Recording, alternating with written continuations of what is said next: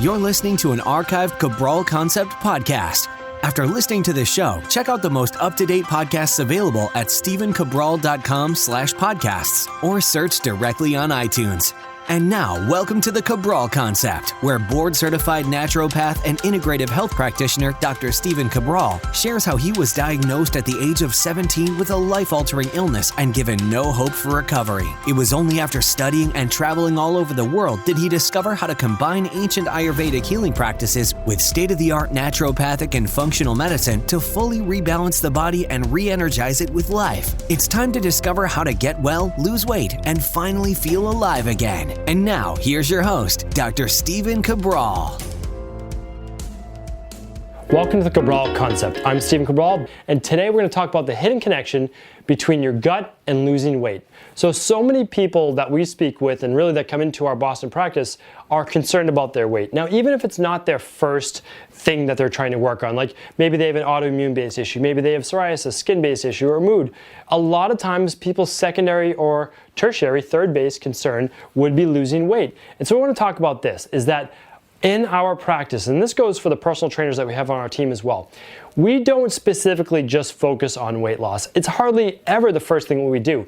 We understand the process that by getting the body healthy, it cannot be overweight. A healthy body cannot be overweight. Just by definition, it doesn't work that way. If your body has everything that it needs and everything is well balanced, your weight automatically comes off. That's just the way it works. So now let's talk about how your digestive system and your gut keeps you gaining weight or keeps you overweight. And part of the reason and how this works, probably the greatest thing, is that the inflammation that's caused in your gut. You have to keep in mind your digestive tract is about 29 feet. It also contains 75% or more of your entire immune system. That means for this entire tube that goes through your mouth and all the way out through your body, and that's again somewhere around 29 feet, 30 feet, in adults, all of that is lined with your immune system and immune-based cells to make sure that anything that escapes, anything that's coming through, even through that limina propria, that gut wall, is being attacked by the white blood cells. If you're eating foods that do not agree with your body, even if they're healthy, meaning like you have a food sensitivity to a dairy, a wheat, a gluten, eggs, soy, corn, all of these specific things. Again, some could argue that some of these things may be healthy, or even if it is a healthy food, like I've seen banana or cranberries or different items like that come up on someone's food sensitivity sheet or their test that we do, and those things are also causing an immune-based reaction. Well, when you have an immune-based reaction, there's inflammation. And when there's inflammation, you're going to be retaining water weight. You're going to feel bloated. Then there's so for that, simply doing a food sensitivity test can work wonders. You get to see some of these healthy foods that you're eating that are causing this inflammation. That to me is big to check out. Of course, we like to look at that. The second part is, what if you do have some type of yeast or fungal-based overgrowth? Now, from a clinical perspective, they like to downplay this, but we know that there's yeast and fungal-based overgrowths. Of course we do. People get prescribed diflucan and they get prescribed nystatin all the time. So, and even in conventional medicine, they do know that there is yeast overgrowth. And if you've taken birth control, if you've taken antibiotics, chlorinated tap water, fluoride, anything like that, you're most likely going to have some bad bacterial overgrowth, potentially, and some yeast fungal-based overgrowth. Well, the same thing happens there. Inflammation can be caused. Poor nutritional absorption. Well, what does that mean? Well, if your body's not getting the nutrients it needs, you're still going to be hungry, right? So you're taking in 2,000 calories, but your body might get 1,000 calories of what it needs. And at that point, it's going to say, well, I need another 1,000 calories to make up for those nutrients that I missed from the first time around. So then you can even go back to, well, not enough hydrochloric acid, not enough enzymes, all of these things that break down the food. So you have to keep in mind, there's either the gut microbiome, which is the yeast, the fungus, the bacteria, all of these things working in proper order, or it's an immune-based sensitivity to foods that you're eating, or you might even have weakened digestion. Again, how many people do we know that are on an acid blocker or Zantac, proton pump inhibitors, all of these specific things that are weakening our digestive system? It all adds up to weight gain in the end. Now, not directly, is it forcing you to eat more calories? No. Is it forcing you to exercise less? No. But those are only two factors. You can only eat so little and you can only exercise so much. You have to start to look at the deeper causes of why you can't lose the weight. And for a lot of people, people, it's digestive based. I mean, I work with so many people in my practice on literally a daily basis. They come in, we work on their digestion because they come in with bloating, they come in with gas, they come in with constipation. Constipation we haven't even touched on. If you're constipated and you're not having a bowel movement at least once a day, once every 24 hours, you're reabsorbing toxins back into your body. Your body's in a toxic state. You're not going to be able to burn body fat and oxidize body fat the same way that you would. Your body's also concentrating then on detoxification. So what's happening is when we help these people get rid of the gas, get rid of the constipation, all of these specific things, all of a sudden they drop 7 pounds in a week. You know, they're just losing this weight. Is it 7 pounds of body fat? Absolutely not. But it doesn't matter. It doesn't have to be 7 pounds of body fat. You lost 7 pounds on the scale, and that digestive bloating, that water retention, was never supposed to be in your body in the first place. That's not healthy water retention.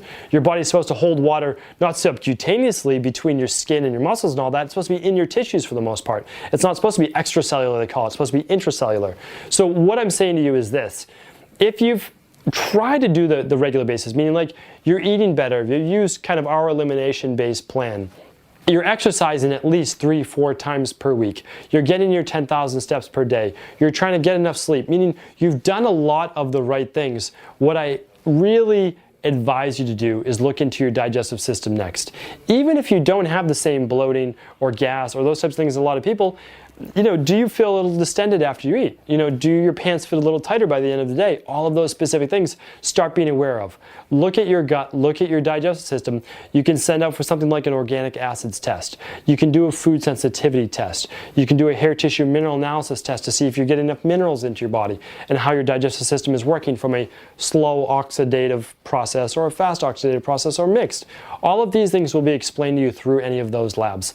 It's my first place to look for you. It's the easiest place to look for. Even if there is a thyroid or adrenal-based issue as well, start with a gut, because a lot of times your poor immune-based function or your over-immune-based function because of this digestive process that's an issue causes a higher cortisol output for the adrenal glands, causes lower thyroid output because of the stress hormones like the glucocorticoids, all of those things that you don't even need to know about that are affecting your thyroid. Start with the gut, look for those hidden connections.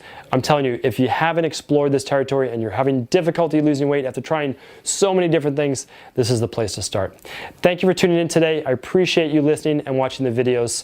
I'll be back real soon with more episodes of the Cabral Concept. Before you go, I wanted to share a personal story with you.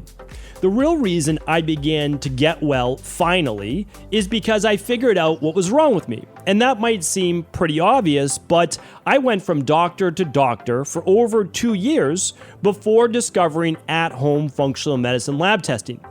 These are the labs that enabled me to finally figure out what was wrong with my hormones, blood sugar, electrolytes, and gut health. And once I knew what was wrong, I could then follow a proven plan in order to rebalance my body from the inside out.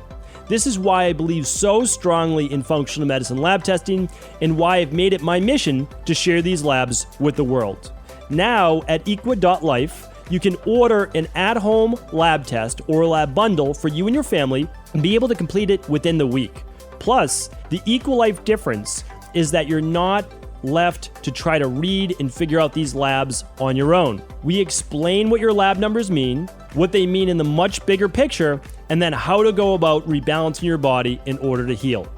To see our full selection of lab tests or to set up a free lab selection call to find out what labs may be best for you, simply head on over to equa.life/labs. And do remember, we ship these all over the world. To find out more and to set up your free lab selection call, simply head on over to equa.life/labs. That's EQUI.LIFE/labs.